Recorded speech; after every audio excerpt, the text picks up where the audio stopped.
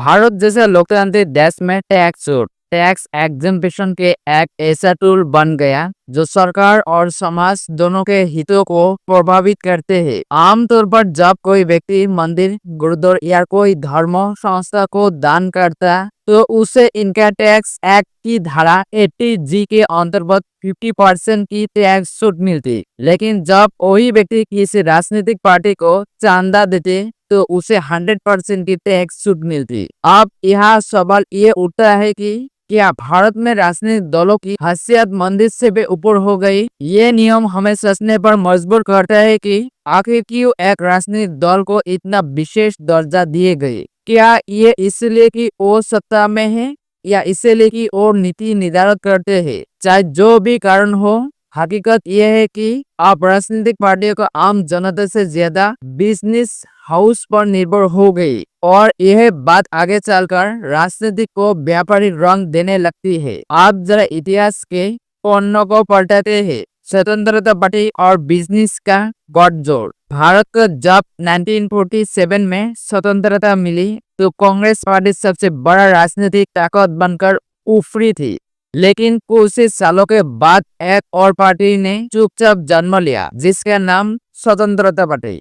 इस पार्टी का नींव रखी गई थी पूर्व कांग्रेस नेता और महाराष्ट्र अर्थशास्त्री श्री राजगोपालाचारी द्वारा। यह पार्टी उस विचारधारा का प्रतिनिधित्व करती थी जो ये मानती थी कि सरकार को व्यापार और उद्योग के मामले से दूर रखना चाहिए। ये सोच समाजवादी मॉडल से बिल्कुल उलट थी जिस पर नेहरू का भारत चल रहा था। नेहरू सरकार का जोर था राज्य सबका संरक्षण हो, लेकिन स्वतंत्रता पार्टी कहती थी राज्य व्यापार से हटे और उद्योग को आजाद छोड़े। अब सवाल उठते हैं कि इस विचारधारा को समर्थन किसने दिया? बिजनेसमैन की एंट्री और राजनीतिक फाउंडिंग। उस दौर में भारत में कोई बड़े बड़े कारोबारी घराने उभरने लगे थे, बिरला, टाटा, डालमिया, श्रीराम आदि। लेकिन उनके सरकार को नीतियों से परेशानी थी। उन्हें लगता था कि सरकार लाइसेंसिंग, इंस्पेक्शन और कंट्रोल ने उनके विकास में बाधा डाली है। ऐसे समय में जब कोई राजनीतिक दल खुले तौर पर ये कहे कि हम सत्ता में आए तो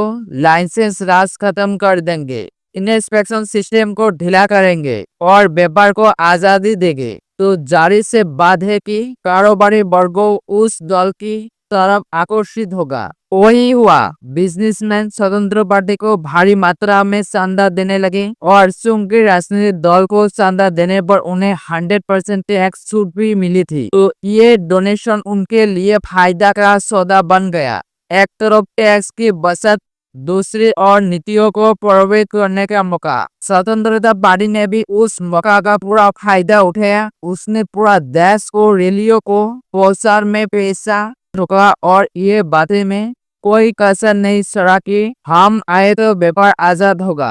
1967 का चुनाव और कांग्रेस की हार। जब 1967 में देश में विधानसभा चुनाव हुए तो कांग्रेस को बड़ा झटका लगा। स्वतंत्रता पार्टी ने बिजनेस बैकअप और जन समर्थन के दम पर कांग्रेस को 9 राज्यों में हरा दिया। ये कोई मामूली बात नहीं थी। कांग्रेस जो पिछले 2 दशक से एक सत्र राज कर रही थी, पहली बार राजनीतिक चुनौती के सामने थी और उस चुनौती का जन्म देने वाला कोई क्रांतिकारी नहीं बल्कि एक बाजार समर्थक राजनीतिक दल था जिसे व्यापारियों और उद्योगपतियों ने चंदा से खड़ा किया था। इस घटना ने यह साफ कर दिया कि भारत में अगर किसी राजनीतिक पार्टी के पास पैसा है तो वो सत्ता की सीढ़ियां चढ़ सकती है। राजनीतिक फंडिंग मंदिर से ऊपर क्यों? यहाँ ये समझना जरूरी है कि टैक्स सिस्टम एक संकेत देता कि सरकार कैसे प्राथमिकता देती है। जब सरकार धार्मिक संस्था को 50% टैक्स छूट देती और राजनीतिक दलों को 100%, तो ये संदेश साफ होता राजनीतिक धर्मों से भी ऊपर है। लेकिन इससे एक बड़ा खतरा भी पैदा होती है। जब राजनीतिक पार्टियों कॉर्पोरेट डोनेशन पर निर्भर होने लगती है तो उसकी प्राथमिकता बदल जाती है। जनता के मुद्दे पीछे छूट जाती और व्यापारिक के हित प्राथमिकता बन जाती।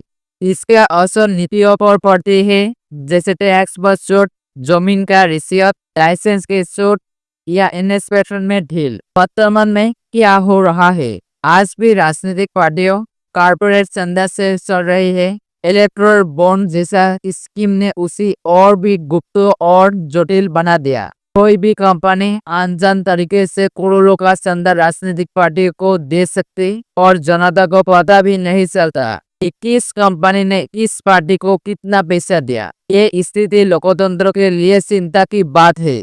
अब आम जनता को नहीं पता कि किस पार्टी को कौन फंड कर रहा है, पारदर्शिता खत्म हो जाती और जब पारदर्शिता नहीं होता तो जवाबदेही भी खत्म हो जाती है। टैक्स छूट की ये व्यवस्था सिर्फ एक आर्थिक तकनीक का मामला नहीं, बल्कि ये उस गहरे राजनीतिक तोड़जोड़ को दर्शाती है जो लोकतंत्र की आत्मा को प्रभावित करता है। मंदिर को तो सिर्फ 50% की छूट मिलती, लेकिन राजनीतिक दलों को 100%। ये आंकड़े बहुत बड़ा कुछ बयां करते हैं। स्वतंत्रता पार्टी ने यह दिखा दिया था कि कैसे पूंजी और प्रचार के दम पर सत्ता बदल जा सकती है। आज भी उसी मॉडल को और आधुनिक रूप में अपनाया जा रहा है।